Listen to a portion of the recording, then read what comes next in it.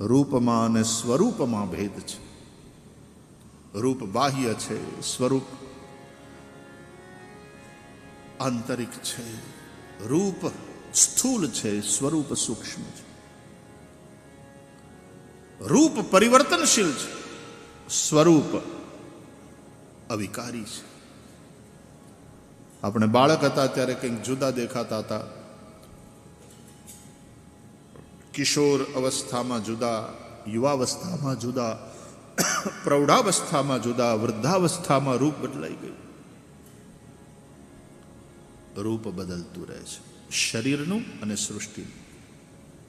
લોકો કહે ને, અરે અહીં જંગલ હતું, કોઈ આવતું નહોતું, અને હવે તો અહીંયા બધા મોટા મોટા બિલ્ડિંગ થઈ ગયા,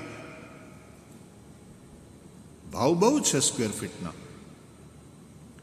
અહીંયા જંગલ હતું, શહેર વસી ગયું આખું. શરીરમાં અને સૃષ્ટિમાં પરિવર્તન સતત થાય છે, બધું બદલાય છે.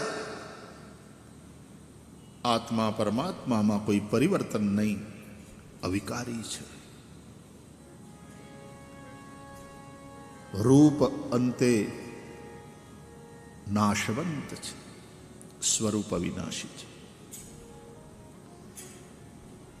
રૂપને જોવા માટે આંખ જોઈએ, સ્વરૂપના દર્શન માટે દ્રષ્ટિ જોઈએ.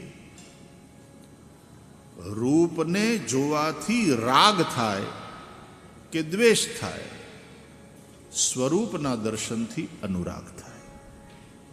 રાગ બંધન છે, અનુરાગ મુક્તિ કરતા પણ શ્રેષ્ઠ છે.